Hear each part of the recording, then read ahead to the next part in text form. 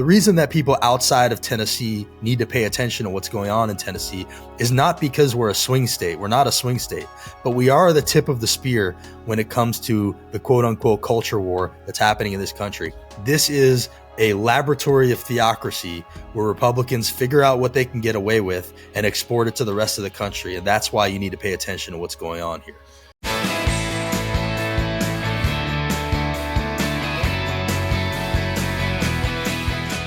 All right, at long last, been wanting to do this for a while. I'm here with my friend Justin Kanew, founder of the Tennessee Holler, a digital news site. He was also a two-time contestant on The Amazing Race. I don't know if we're enough time to talk about that. We're on the 1-year anniversary today of the tragic shooting of the Covenant School in Nashville, and so I wanted to talk about that, the fallout for that, what happened with the Tennessee 3. But first, I really just want to kind of talk about your origin story and the origin story of the Tennessee Holler, which I think is probably the best local, kind of activism-oriented journalism. I don't know how you describe it. Action journalism. How do you define what you're up to at the Tennessee Holler? I like the phrase accountability journalism, but okay. Sure, activism journalism, a hybrid. Yeah. The origin story is, it goes back to when I ran for Congress in 2018, had jumped in the race to challenge Marsha Blackburn, who I know a lot of people have strong feelings about. I certainly did. She ended up running for Senate. I ran for Congress. I lost to Mark Green. And while I ran, I just felt like there was this kind of lack of a presentation of whatever you want to call it, the progressive side of the argument here in Tennessee. The only way to get your voice heard as somebody on the progressive side was to just hope the Tennessean let you write an op-ed. So it felt like we needed something to counter the Tennessee Star, which is a conservative outlet here in Tennessee, kind of like Tennessee's Breitbart. So we started the Holler in 2019, really video based because that's kind of my background. I used to be in the entertainment world. I'm not like a traditional text-based journalist. It's just not what I do.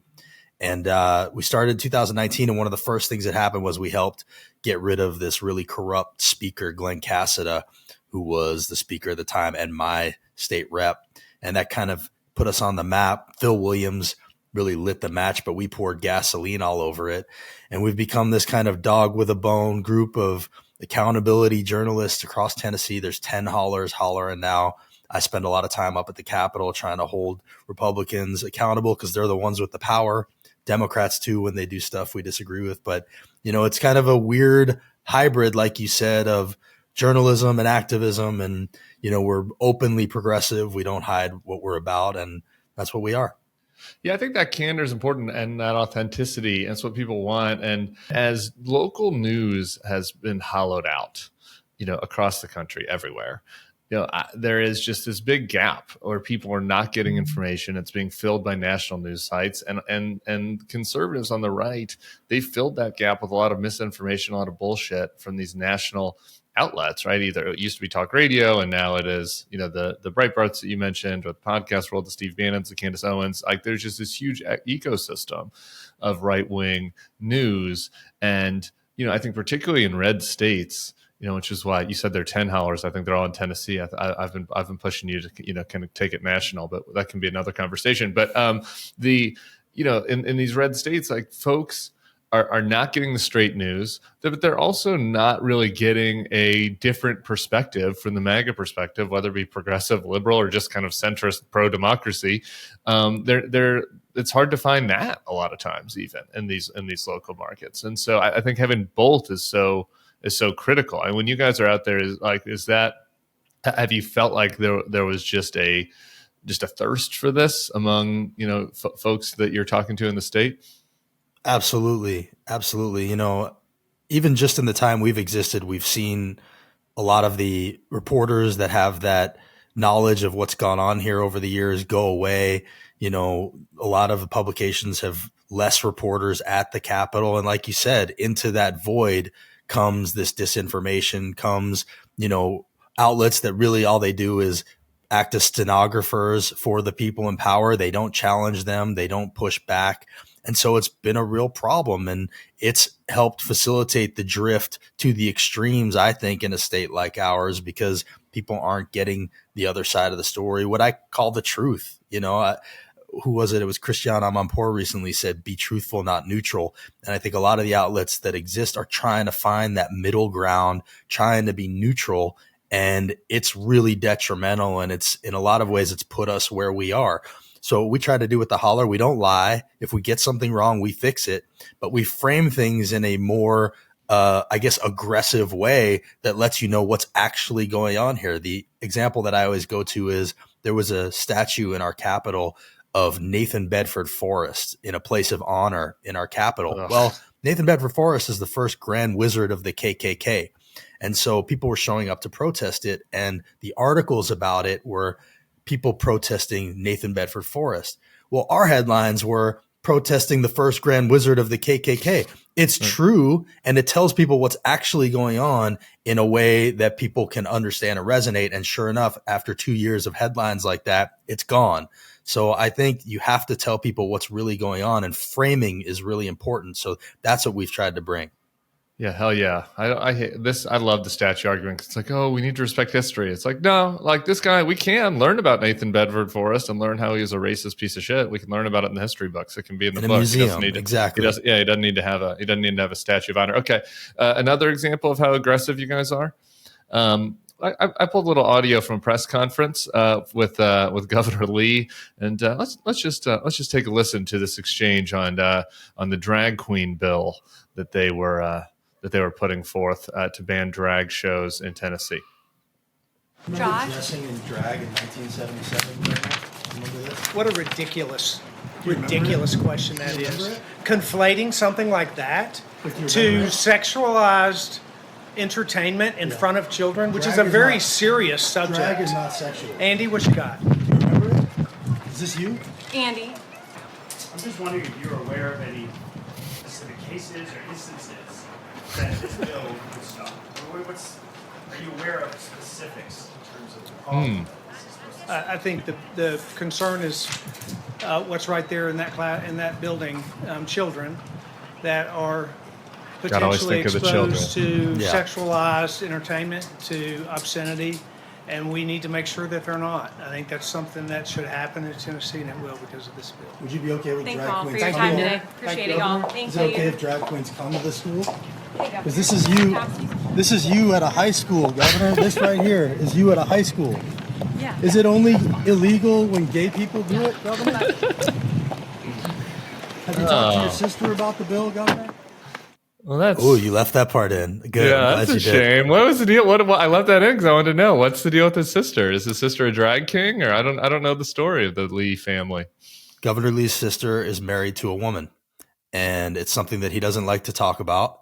And he is signing more anti-LGBTQ bills than any governor in this entire state.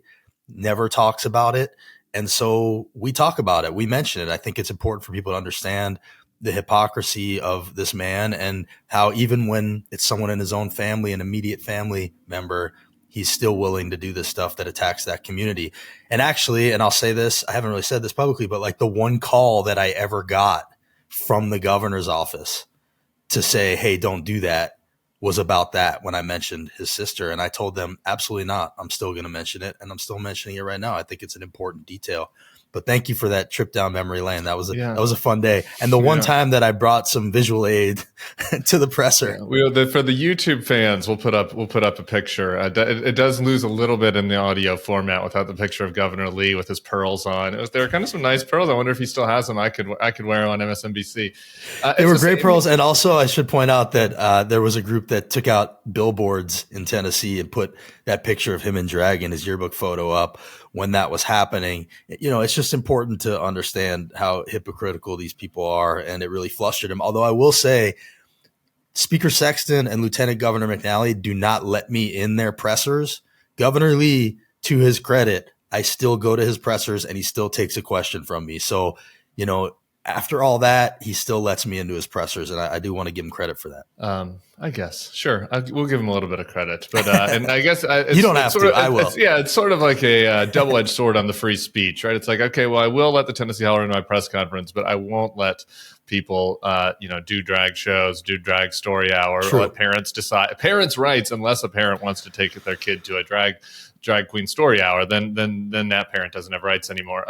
All true. It's disgusting. The other thing on the sister, I feel like I should mention, because I've been looking for an excuse to mention it.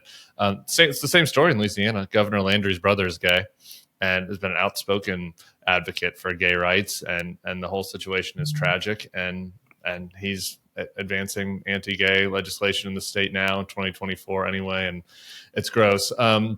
You mentioned Lieutenant Governor McNally. I wanted to go to the anniversary, but we can have one more. We can have one more moment of jolliness. Can we have one more? One more chuckle before we get to the sad? I would like sad that story.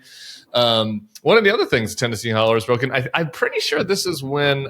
I mean, I'd seen your guys' stuff, but when I was like, I need to talk to this guy. Like, I was like, I need to hang out with whoever's running this. Was when it was outed that the Lieutenant Governor, Randy McNally, a not very attractive older gentleman, if we're just going to be candid, I guess I can say that. You don't have to weigh in on the looks of your Lieutenant Governor, but kind of a yucky older man was putting very... I'll let you describe the types of comments that he was putting on the Instagram page of a young supportive, very flirtatiously encouraging comments on the page of a 19, 18, like very young, maybe even younger than 18. Okay. Very young, gay, obviously gay, young man named Franklin, who, by the way, it would also help me discover Franklin's Instagram page. He's an artist in his own right. Superstar. He's putting out a lot of interesting content, but not the type of content that usually a straight 70-year-old man would be commenting on. And so, you guys talk to folks about the saga of Randy McNally. I got to tell you, when I first saw what this was, it took me about 6 hours to believe what I was looking at. Yeah. Somebody mentioned to us that Lieutenant Governor McNally was commenting on Franklin's Instagram page, which, if anybody's seen it, I mean, he's basically naked in every picture, dancing around in, G-strings and flamboyant, like you said, and, proud of his body. And totally. There is Lieutenant Governor McNally with, fire emojis and heart eyes and something about like, you can be the rain in my rainbow, obviously flirting with this guy who was very young. And, I messaged him and started to talk to him before we posted about this because I didn't want to make him uncomfortable. Yeah. And Franklin's response to me was, no, please include my handle and, tag me and, blow me up as much as you possibly can. I want to move to the big city. Exactly. All of that. And I was like, great. So we posted about it and I made sure to like screenshots, screen recording. Cause I knew the minute I did this, it's going to go away and they're going to tell me that this wasn't true. So we had all the receipts posted about it. It blew up, apparently, Lieutenant Governor McNally's handlers didn't tell him about burner accounts because he was doing this on his Lieutenant Governor McNally handle with a blue check. Didn't even with check a blue check and his profile pic with his suit on. I mean, it was just unreal. And so, of course, it took off. His excuse was that he's just supportive of the local community. There was some question about how young Franklin was when he started to talk to him, and that kind of never really got delved into. But I have a feeling it wasn't a great look. And yes, it became a big thing, especially on the right, but everybody apparently has moved on. He's still Lieutenant Governor McNally. And I guess that's just in the past now. This is, though, again, I mean, even though he didn't end up resigning, another example of why, like, this is needed, right? Like, this is the kind of thing that he was not going to get called out for. Right? Like probably not. I don't know. I mean, it was so crazy, but I think the important thing about it, and this is what Franklin harped on too, was that he is leading this Senate chamber that is one of the most conservative in the entire country, attacking gay people constantly. I mean, the amount of bills that come through that chamber and this legislature, it's just an endless stream of hate. And here he is flirting with a young gay man while he's, leading the charge to attack gay people in Tennessee. So the hypocrisy of it all, it's worth more than just whatever one article might have come out. We're dogs with a bone about it. And, we made sure that it got the national attention that it deserved. Yeah. And there's so many outrageous LGBT bills. We could go through them, all of them. But the one just that is the most galling that's happening right now is this. We're banning the pride flag from the classrooms, but the Confederate flag we're keeping, right? Because we need to respect our heritage. Okay. But so you can't, if you're a gay teacher, that wants to put up a pride flag, or if for a gay pride month, you want to support students in your class and put up a rainbow flag, that would be banned in the free speech state of Tennessee. But if you not just a flag, a cup on your desk, or a tattoo or a necklace. I mean, this is what we're talking about here. So yes, it's led by this guy, Gino Bolso, who is pretty new to the legislature, but has very quickly become one of the most hateful people ever to go through this building. And he has this pride flag ban that explicitly carves out the Confederate flag and allows that to stand, which is actually on the county seal of his county, Williamson County, which is where I live. But yes, to ban this pride flag while claiming to be, free speech advocates and all about freedom. And it's another way that they're attacking our teachers, our public schools. And it's just so hypocritical. Let's get back to the anniversary. So it was a year ago that the shooter went into the Covenant School, 6 dead, 3 9-year-old kids. And the fallout for this was the biggest or the most deadly mass shooting in the history of Tennessee. Sadly, it was wouldn't even be top, I don't think, 4 in my home state of Colorado. I don't think it could be even lower than that. And the response to this, though, was, for a red state, pretty overwhelming, right? And there's tons of people that wanted action, and that kind of led to this series of events that ends up with the expulsion of the Tennessee Three. So, and you're there, kind of documenting this minute by minute. So, just for folks that kind of remember the story, but let's refresh everybody's memory on kind of the play-by-play and how how the fallout, beginning with the shooting and then the protests and the fallout. Sure. So the shooting happened a year ago today. Just absolutely devastating day in Tennessee history. I remember learning about it, watching it unfold, the faces of kids on school buses, the kids coming out of the school, as people start to realize what had happened. It's impossible to even put into words how devastating that day was. The next day at the legislature, because they were in session when that happened, I was there, and it was really business as usual in a way that was stomach churning. They were going about their business. They did some moments of silence, but nobody was really talking about, okay, what are we going to do to keep this from happening again? I actually went around and asked probably 30 of them in a video that went pretty viral the next day, what are you going to do to keep this from happening again? And they would just be silent and walk away from me. And so there was a real hunger for something to be done to make sure that those 6 people didn't die in vain, kids. And at the next session, which I believe was a Thursday, thousands of people descended on the Capitol saying, do something. They were chanting outside. There were speeches given, parents, kids came out of school, teachers. They all wanted something done. And on the House floor, yet again, it was kind of business as usual. There was a moment of silence.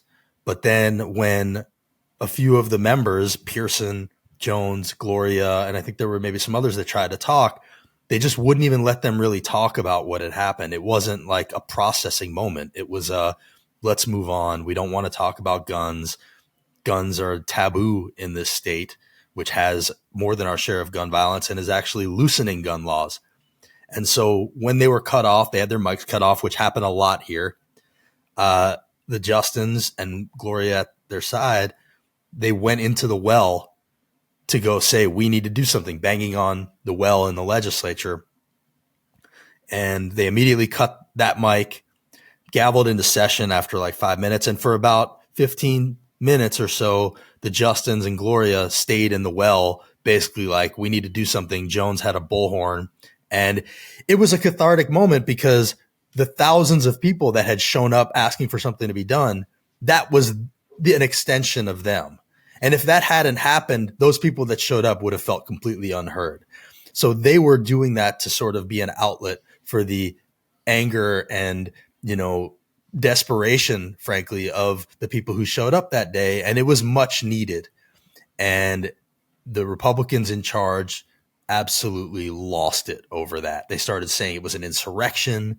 They started saying it was violent. They sent out robocalls saying that there were pipe bombs that day. I was there. None of that happened. The students were completely peaceful. There was an edited video of troopers grabbing a student that they made it look like the student was rushing the chamber. Never happened. It was all peaceful, 100% peaceful, as some of the articles written about it afterwards say. And they took that, and the reason they started calling it an insurrection is because they knew right in that moment, we're going to use this as an excuse to expel these three. And so the expulsion proceedings started within a couple weeks, and very quickly they expelled the two young black men and not the older white woman. Yeah, and you guys broke another news story in response to that, which was inside the Republican conference. They were pissed at each other because of a situation that the way that ended up happening, expelling Justin Jones and Pearson and not Gloria, and shone a light on what was already pretty racist actions and silencing these two legislators that had a right to speak out in the wake of a tragedy. And so they had an internal discussion, and you guys got some audio of that. I want to play a little bit of that right now. I've been called a racist, a misogynist, a white supremacist more in the last 2 months of my life than I had my entire life. By golly, I'm biting my tongue. But I'm telling you, Mr. Speaker, with all due respect, these days are rare and thin right now. And I'm going to have to swallow this to see Mr. Jones back up here walking these hallowed halls that the greats of Tennessee stood in and watched them disrespect this state that I chose to move to. And by golly, it's got to stop. I'm sorry for getting angry here. My father was D-Day +4, and he fought for this freaking country, and many of his friends died. You got to do what's right. Even if you think it might be wrong, you got to do what's right. And you got to protect this freaking republic here in Tennessee, or you know what? Let's all go to hell home. I'm getting freaking gray hair sitting here listening to this. All right. I've had enough of this fucking I'm getting sick of it. hee-haw bullshit. So just if you missed that, you got to do what's right for the party, even if it's wrong. That was one statement there. The other one, the one that kind of grossed me out even more, and that was the big headline that you guys took away. The one that grossed me out even more is this guy who admits to being a transplant to Tennessee, by the way. I moved to Tennessee, these hallowed halls.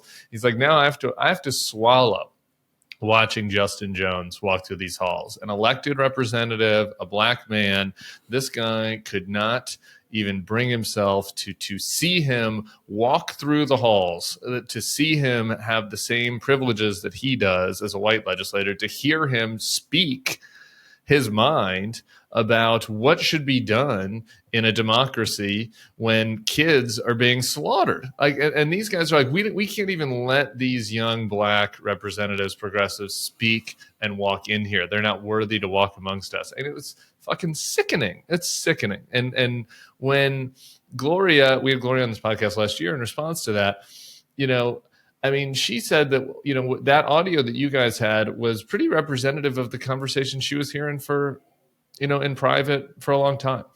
For sure. First of all, that's Scott Sapicki, so let's give him his proper due out of Murray County. Yeah, I think it really is representative of how they actually feel, even though it's a, leaked audio, hidden mic situation. I've asked Sapicki about that since. He doesn't regret a word out of his mouth. He says, if the Southeast falls, it's game over for the Republic. We're at war for the Republic. He believes all that stuff. And, for him to say that we have to do what's right, even if you think it might be wrong. I think that really sums up so much of what we're seeing from Republicans across the country these days. That's really, really succinct summation of, the way that a lot of people are acting and how we got here as a country. They couldn't believe that they looked racist because they only expelled the black dudes. These are the same people that kept a KKK Grand Wizard bust in our Capitol for years. They've made fried chicken jokes. I mean, there's all kinds of racist stuff that has gone on here. For them to be like, oh my God, how could people think we're racist is laughable. And, Jody Barrett is the guy that cast the vote that kept Gloria Johnson there. And so they're really mad at him in that clip, and they're mad at him for making them look racist, not realizing that they do it to themselves all the damn time. Thankfully, both Justins were sent back unanimously by their district. They're still up there, speaking their minds, speaking up right now as we speak. And so as a reaction to that, what Republicans are doing now, they're passing a law that says that if you get expelled, your community can't send you back here. So when something happens, that's happening now. Legislature right now. They actually had 3 bills to do it in 3 different ways. One was a constitutional amendment, and the others were doing it in other ways. And yes, this guy Johnny Garrett is passing it. So when something happens that they feel like goes against their agenda, they just change the law. And that's the threat to democracy that people need to understand is happening in Tennessee. And I said this to you, off podcast, and I want to say it to you on here. The reason that people outside of Tennessee need to pay attention to what's going on in Tennessee is not because we're a swing state. We're not a swing state, but we are the tip of the spear when it comes to the quote unquote culture war that's happening in this country. This is a laboratory of theocracy where Republicans figure out what they can get away with and export it to the rest of the country. And that's why you need to pay attention to what's going on here. Yeah, I want to ask you about that laboratory, but I feel obligated to just say clearly, like, these guys think and act like they are representing America and the American tradition, and that those that are against them are the un-American ones, the heathens, the ones that are threatening the republic, when it's like the opposite is true. I mean, like, every action that they have taken in this Tennessee legislature goes against the fundamental principles of what the country is supposed to be about. The fact that we are a representative democracy, the fact, free, as we were discussing before, free speech with the drag bans, the ban on pride flags. I mean, it's these guys that are the ones that are trying to turn the country into a Hungarian style autocracy, right? Like they're not, it's not the Democrats who have no power in Tennessee because they're gerrymandered. I actually don't, I kind of think gerrymandering is sometimes overrated. It's not overrated in Tennessee. Nashville, you guys don't even have a rep. You guys don't even have a congressman in Nashville, the biggest city in the state, because they carved it all up. It's an important point to make. And it's also important to point out that a lot of the things that they support, just from a policy standpoint, are not popular. So they have carved themselves into this strength position, but their draconian abortion ban, which is the strictest in the whole country, that's not popular. What are the details on the Tennessee abortion ban? 0 days. So, life begins at conception, no exceptions, no real exceptions for life of the mother. Rape kids are forced to carry to term. I mean, all the stuff that they voted down an amendment just to let rape kids have abortions. They unanimously killed that. So there's that. There's all these, anti-LGBTQ bills on guns. Most of the state wants some sort of gun safety laws. They won't let any of that pass. So you're right that they do not represent America in the sense of democracy, but also just even from a policy standpoint, if you drill down to it, they're not representing the majority of even this state. And it's just a challenge to get the state to understand what's really happening up here. And that's kind of why we started the Holler. Yeah. How do you, it's usually people that are asking me this question. It's like liberals that are saying to me, Tim, help me get inside these Republicans' brains. And so I'm going to ask you to do that though, because you're seeing them out there more. But I mean, you see the evidence of it when you're talking about a laboratory of theocracy. They're talking about how this is a threat to the republic if the South doesn't fall. I don't know. They're talking about the Confederacy or what republic they're talking about is a little unclear. But there's a lot of Civil War talk there. I mean, there's a lot. I mean, there really is. There's a hint of secession type talk. Like, what do you think that they see as the thing they're defending? What are they trying to defend? What is the system of government that they want implemented? I don't think it's a system of government that they're defending. I think first and foremost, it's Christianity. It's their version of Christianity. This bastardized Trump Bible, American version. Exactly. It's like, Gino Bolso said 17th century values or 1700 values from when this country was conceived, that I think is in their mind. It's, the 2-parent household where the wife stays home. It's, it's, I have to say white supremacy, I mean, it would be an incomplete answer without talking about that aspect of what they're defending, but it's really, at the end of the day, it's their own power. It's their own power and personal ambition. And I don't think it's much more complicated than that. I think there's really a selfishness versus community aspect to all this. And they're just willing to do a lot to maintain what they believe they're entitled to.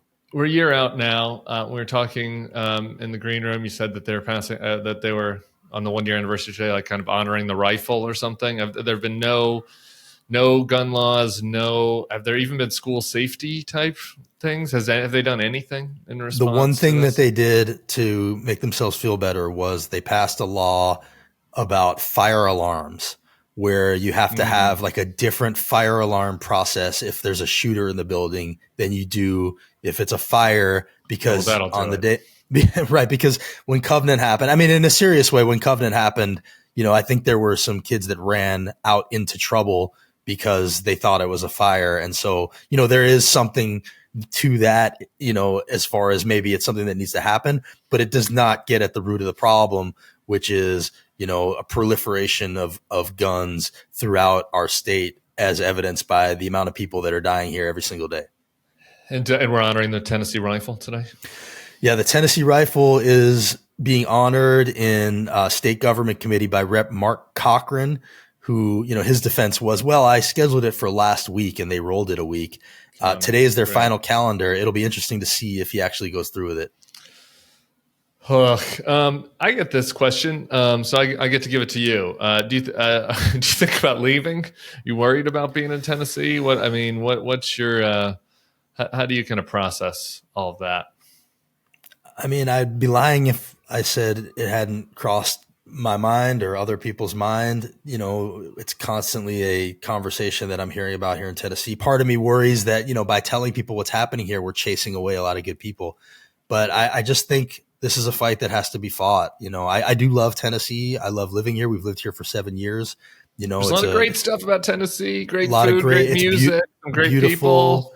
A lot of great people. My friend Amanda Shires was on this podcast. If you haven't heard her, she's the best so much. So I would say Tennessee's worth fighting for, and that's why we're here doing what we do. So we're not going anywhere. My kids are growing up here, going to public schools. We've met a lot of great people, a lot of people that, are fighting the good fight. And I think that's kind of one of the things that happens in these red states. It's, you find people who, when they're standing 10 toes down, as people say, on this stuff, it's sort of a different attitude, and you kind of find a new respect for people. Like when I lived in LA and New York, these weren't fights that I needed to fight. I just took it for granted that, the people in charge kind of agreed with me and I didn't need to show up every day. But here, the people that believe in this stuff and want to fight for democracy and want to fight for equality and for people to be welcomed, they're showing up every day. And those are the people that we're standing shoulder to shoulder with. And I don't want to leave them behind. All right. I said to you and promised listeners, look, if we have a big progressive on, we have to, we can argue. We can pretend like we can just do 5 minutes and pretend like it's 2011, right? Pretend like we're not on the cusp of an autocracy. Pretend like we just met at a bar and for some reason school vouchers came up and we started to argue about it. So Tennessee's pushing for school vouchers right now. So you're going to do to me what Al Franken did to you. Yeah, I'm going to flip it. I'm flipping it. Okay. Al is obsessed with trying to get me to sound like a conservative when I come on the podcast. He's like, fight with me about something. And I'm like, okay, I'll fight with you. What do you want to fight about? Environmental regulations? CEQA? Let's fight about CEQA. Okay.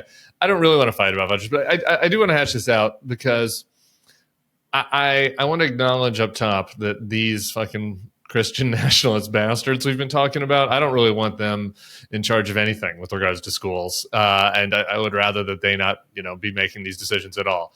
But in a vacuum, if you're a lower income person in Tennessee, and the public schools are being hollowed out, or the public school in your area is shitty, wouldn't it be better on net for those families to have access to a voucher, access and ability to, maybe take their kid, a parent to take their kid to a school, to charter school, to a religious school, to a school that better prepared them for life, better fit their values? What's wrong with that? Okay. So this would probably be an entire podcast on its own, but I'm going to try to get to it in the time you've given. We'll do 4 minutes. Okay. First of all, we have to argue about TikTok for 4 minutes. So we have 8 minutes. All right. We're not in a vacuum. We're in Tennessee, and Governor Lee is in charge. And Betsy DeVos came here to help him start his voucher push. And she has openly said that her agenda with public education in Tennessee is to advance God's kingdom. So let's start there. That's where I believe Governor Lee is coming from. Now, what you presented, yes, that is kind of the logical excuse for what vouchers are. The problem is in implementation, they're not really putting any income limits on this stuff. They're not limiting it to kids that are in struggling schools. It's now going to the entire state. Their goal is universal vouchers, and it's impossible to take seriously people who underfund education in Tennessee by billions of dollars when they turn around and say, well, public education isn't doing what it's supposed to do. So the argument that I would make is we need to fund public schools and not be in the bottom 40s in public per pupil spending. We need to make sure that the public education is able to do what it's supposed to do in Tennessee and not, leave kids behind, because what vouchers end up doing is, yes, maybe for a few kids, they help them get to a better place. But public education has to educate the kids with disabilities, the kids with learning disabilities, and everybody that's left behind. Taking money away from schools that are already struggling to do that is not the way to take us in a good direction. And then as a last thing, I'll just say before you grill me on this, what we've seen in the states that have done this is 80% of the kids that use these vouchers are already in private schools. So what they end up being is coupons for the wealthy that take away resources from our public schools that are underfunded. We don't need to grill. We basically agree. That's fun. That's great. Let's put income limits on it. We've already see this is how democracy should work. We've got progressive Justin and moderate, classically liberal Tim, and it's like that. We already have a deal. We can just do vouchers for the bottom 20%. Vouchers for kids in the bottom 20%. Vouchers for kids in districts with that have graded schools that are failing, and we should fund those schools to try to get them better. But in the meantime, kids should have an option. I'm still going to reject the deal. I don't actually want the deal that I just proposed to you. No, yes. You're rejecting my deal? I'm using that as a way to show you that they don't actually mean what they say they mean. Okay. I'm not offering to accept your deal on vouchers. All right, that's fine. Okay, we have the outline. I'm like the AOC here. I'm not here to, we have the outlines. I'm not Hakeem Jeffries. We have the outlines of a potential deal. We'll continue it. We'll continue in the future. All right. Here's our other one that we want to argue about because we were texting about this. Yes. You don't like the TikTok ban? No. I do. So tell me why you don't like it, and then we'll go from there. I just think the whole thing is disingenuous. First of all, what are they doing that these other platforms are not doing? Do we trust Elon Musk and Twitter? Oh yeah, it's the Chinese thing. I actually don't believe this is coming from the Chinese, and I think this is where we disagree, and this gets into a whole other topic I'm not going to try to open up. But I think what people are upset about is that young people are learning about topics like Gaza and Israel, especially, in a way that they don't want them to.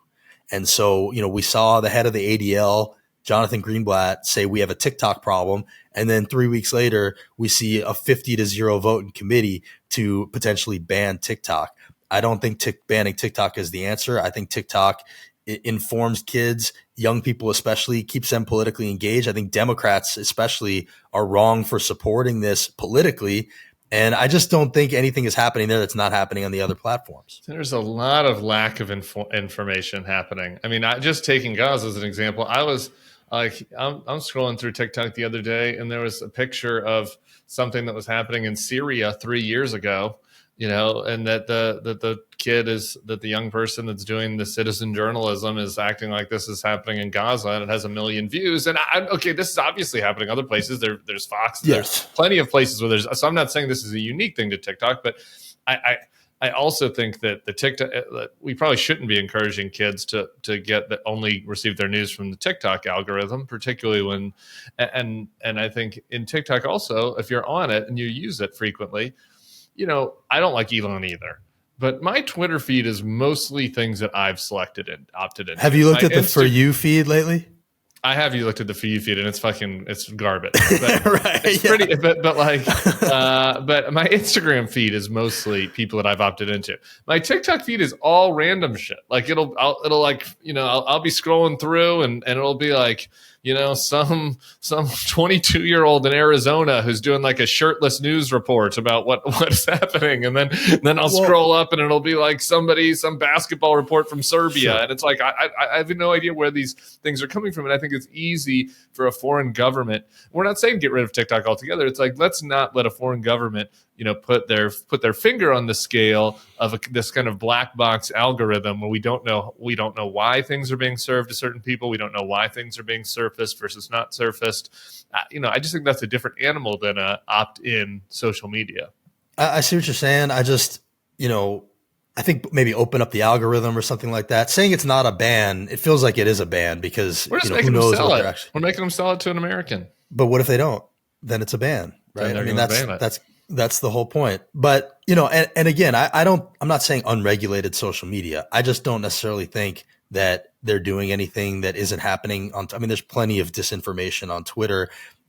When it comes to social media, sure. You either have to trust that it's on balance, a good thing, a positive thing, and those things are going to self-correct, or you don't. And, I don't trust that this is coming from, we don't trust China. I do think it's coming from kids are getting information they're not getting elsewhere. We need to make that stop. I think it's about China, but I respect. I respect your. And I want to say I'm a Jew saying this with family in Israel whose grandparents survived the Holocaust. I will say that probably the Gaza thing did spur action that people have long wanted. And I think that there have been long concerns about the China thing. And frankly, Biden should have done this earlier. So this was not an election year issue because I do see how he already has trouble with young voters. And I do see that that's a potential risk with them. But I don't know, man. I think he's in big trouble with young voters. I really do. What do you think he should do? What would you do if Joe Biden called you to the West Wing tomorrow and was like, Justin, how can I help improve my numbers with young progressives? I think he needs to do everything he possibly can to make the situation in Gaza stop. I think humanitarian aid needs to be let in there. I think we need to, absolutely put conditions on our help to Israel. We need to stop sending them weapons. I mean, it's long been way too much already. And I've been saying this, for months. I was even late to the party. I mean, this is what's going on there is horrific. The images coming out of there are horrific. And that's why his numbers are suppressed with young people, is because they're seeing this on social media in a way that my mother and my parents are not seeing it on CNN and MSNBC. I don't think Joe Biden wants it to happen, but I also think that his bear hug of Israel has taken us to the place that we are now. I'm going to have the opposite view of this on tomorrow. People, this is dicey. I'm a classic, just middle of the road squishy Tim. I just can't.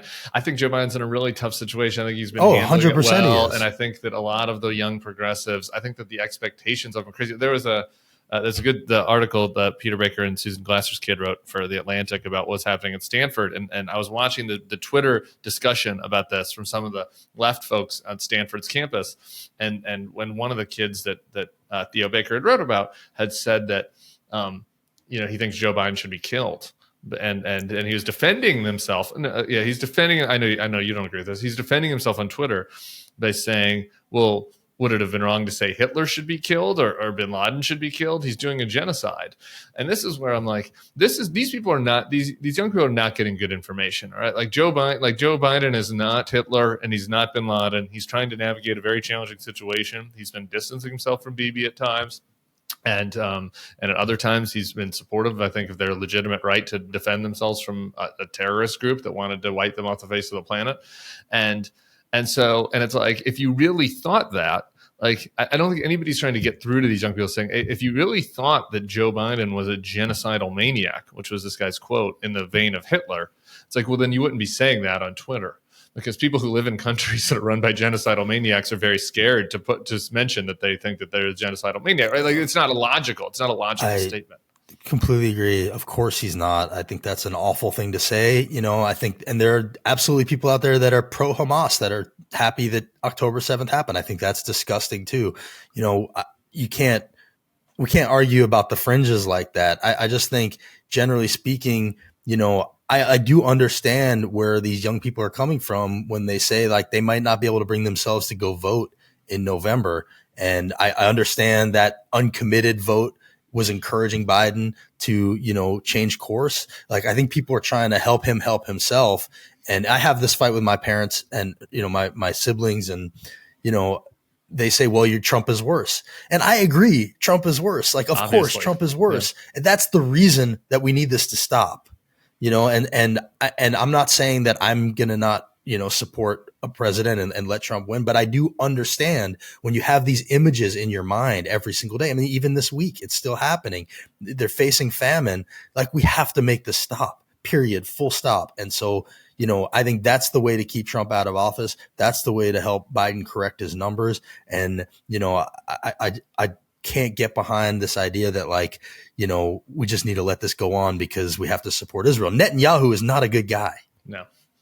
Thank you for opening up that can of worms. Because sorry, I don't know how. No, it's good. No, I appreciate you opened up the can of. I brought up TikTok. I'm glad you opened it up though, because that view I don't know has been represented on this podcast. It should be because we need to have an open dialogue about tough issues, and that's what we're trying to do here. Not bullshit people that want to get good news, real news, have real discussions about what's happening in Tennessee, Gaza, everywhere.